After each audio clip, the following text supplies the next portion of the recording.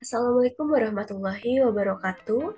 Halo teman-teman semuanya, di kesempatan kali ini saya akan sharing mengenai beberapa teknik analisis dalam mata kuliah karakteristik senyawa anorganik.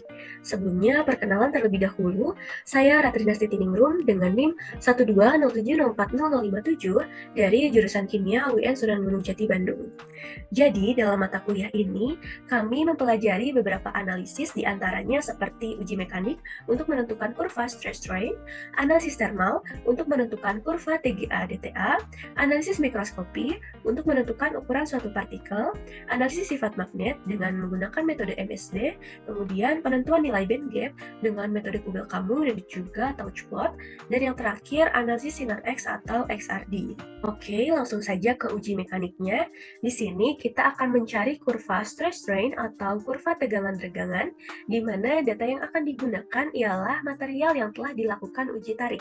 Jadi, analisis mekanik ini dilakukan untuk mengetahui sifat suatu bahan, di mana kita akan menentukan kekuatan tarik, kekerasan, tekukan, dan kekuatan impact dari material logam atau non-logam. Nah, secara fisik, sifat mekanik ini dihasilkan dari gaya ikatan antara atom material dan struktur internal material. Salah satu contoh uji mekanik ini yaitu pada material keramik atau tembikar, di mana kita akan menentukan nilai bend test atau uji lengkung untuk menentukan mutu suatu material, dan hardness test untuk mengukur nilai kekerasan atau kekakuan suatu material. Jadi, kita dapat mengetahui sejauh mana material keramik tersebut dapat menerima beban atau gaya yang diberikan. Nah, langsung aja kita akan menguji suatu material 6150 steel. Oke, teman-teman, jadi di sini kita memiliki data, yaitu uji mekanik dari suatu material 6150 steel. Nah, di sini data-datanya ada seperti luas areanya, kemudian diameternya, terus material yang diujinya, dan lain-lain. Nah, kemudian di sini ada data yang diberikan berupa load, strain, dan juga A0 ini. Nah, jadi data stress, terus 0,2% offset strain, 0,2% offset stress ini tuh sudah saya lakukan terlebih dahulu. Nah, jadi data-data ini sebelumnya tidak ada ya, teman-teman. Nah, hanya ada data position, load, dan juga strain, dan A0 ini. Nah, untuk menentukan nilai stress ini, kita menggunakan persamaan B30 D30. Nah, B30-nya ini merupakan load dibagi dengan A0 dan didapatkan nilai stress. Nah, hasilnya segini, langsung aja kita drag ke bawah. Nah, setelah data stress strain yang telah kita miliki ini, kita buat kurvanya. Kita blok dulu.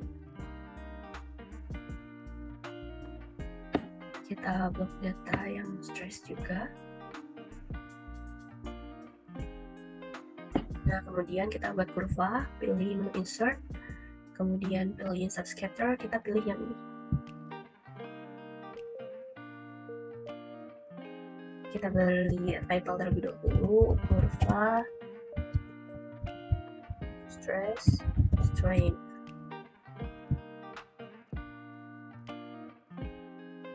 Untuk sembunyinya di sini ada tegangan atau stress. Kemudian sumbu X-nya regangan. Nah, setelah kita mendapatkan kurva ini, kita akan menentukan apa aja sih?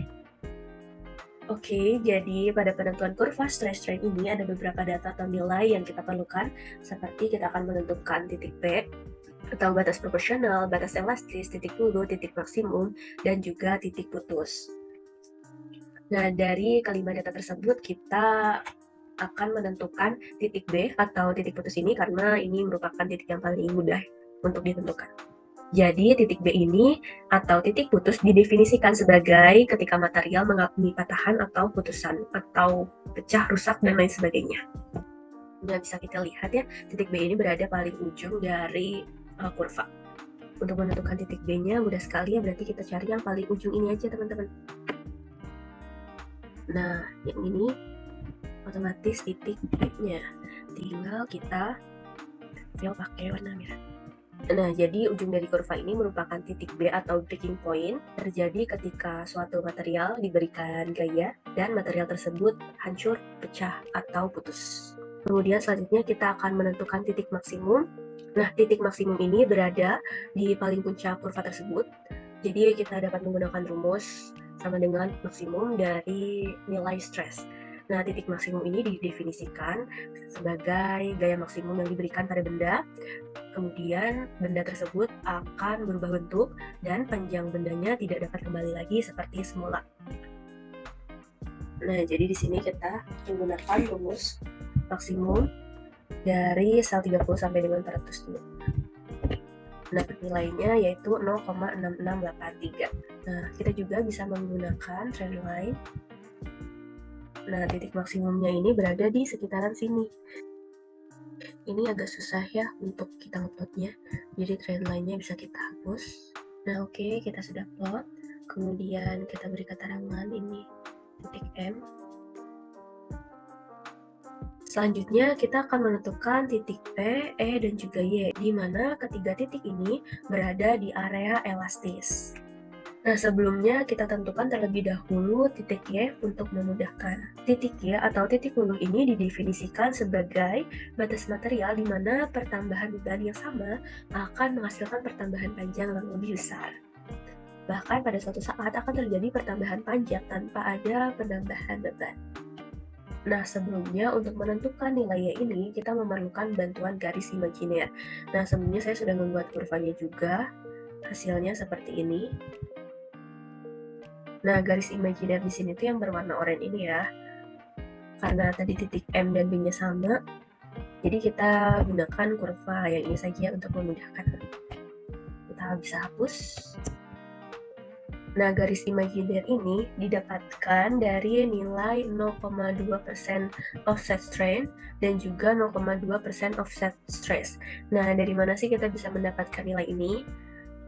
Jadi, nilai offset strain ini didapatkan dari strain plus 0,02. Sedangkan untuk menentukan nilai offset stress, kita akan menggunakan nilai strain dikali R kuadrat dari kurva modulus Young.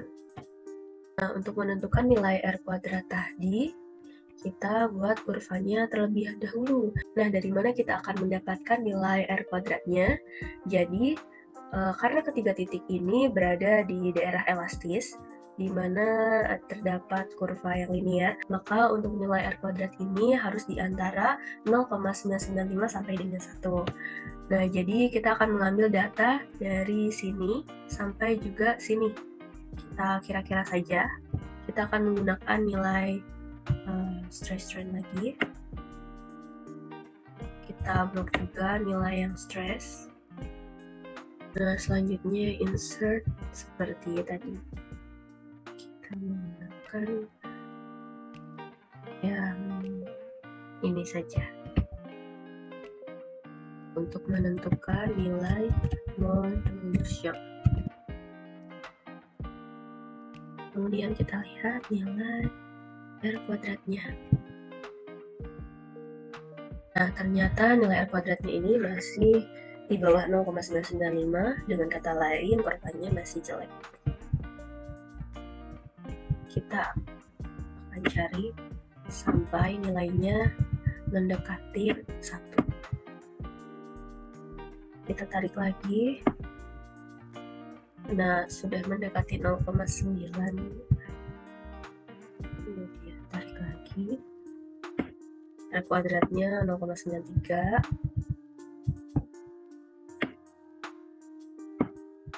R kuadratnya masih 0,96. Kita coba lagi, barangkali masih bisa. Nah, tadi kalau sampai sini nilai R kuadratnya tuh 0,97. Tapi kalau kita drag ke bawah lagi, nilainya berubah jadi 0,96. Berarti di titik inilah R kuadratnya yang paling tinggi. Oleh karena itu, nilai R kuadrat yang akan kita gunakan yaitu 0,9704. Nah, ini sama seperti kurva yang sebelumnya telah saya cari. Nah, ini sama kan kurvanya? Nilai R kuadratnya 0,9704. Kita hapus saja ini supaya tidak bingung. Nah, setelah mendapatkan nilai R kuadrat ini, kita bisa memasukkannya ke dalam persamaan offset strain tadi. Nah, kita taruh dulu nilainya supaya tidak lupa nilai R kuadratnya. Kita katakan P. R kuadrat dari modulus yang. Nah, untuk menentukan nilai 0,2% offset strain, kita menggunakan rumus strain plus 0,002. Nah, kita klik yang ini. Nah, ini plus 0,02, hasilnya sekian, bisa kita drag ke bawah aja, contohnya kayak tadi. Kemudian, untuk menentukan nilai 0,2% offset stress, kita menggunakan rumus strain dikali dengan nilai modulus yang, R kuadrat dari modulus yang. Nah, nilainya itu kan 0,9704. Kita drag lagi aja ke bawah, hasilnya segini. Nah, ini udah saya cari ya sebelumnya. Setelah itu, dari nilai offset strain ini, kita akan menentukan garis imajiner. Wah, tadi kurvanya sudah terhapus. Untuk menentukannya, kita contohkan saja. Kita copy dulu ini kurvanya. Paste. Nah, untuk menentukan garis imajiner tadi, untuk menentukan nilai Y, ini sebenarnya tidak ada ya. Kita klik select data, terus kita tambahkan kurva offset. Nah, untuk Y value-nya itu yang stress, kita drag sampai bawah. Kemudian untuk yang value-nya strain. Oke. Kurva offset. Kita lihat kurvanya. Nah, ini ya teman-teman di bawah.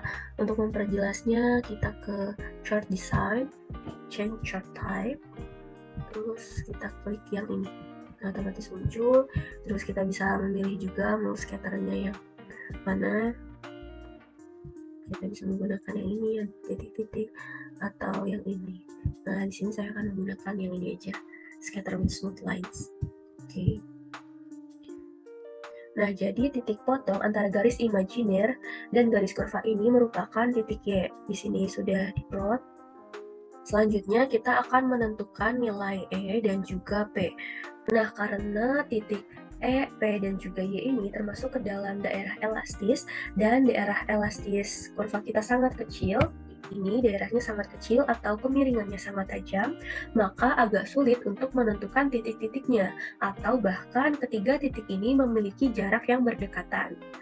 Selanjutnya, kita akan menentukan titik E terlebih dahulu.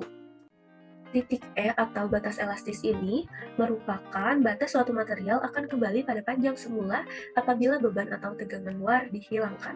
Atau dengan kata lain, titik E ini adalah nilai ketika R2-nya yang paling tinggi. Nah, jadi karena si titik E ini merupakan nilai ketika R kuadratnya yang tertinggi tadi, kita bisa melihat dari kurva modulus yang. Nah, titiknya berada di sini ya, sudah saya tandai. Yang ini merupakan batas elastis, dan yang biru tadi merupakan titik lurus. Selanjutnya, dan yang terakhir, kita akan menentukan titik P atau batas proporsionalitas. Batas di mana tegangan dan regangan linear. Akan tetapi, karena daerah elastis ini sangat kecil, maka ketiga titik ini sangat berdekatan. Oleh karena itu, kita perkirakan saja titik P ini berada di sini. Nah, jadi itu dia bagaimana kita mencari kurva stress strain dari uji mekanik.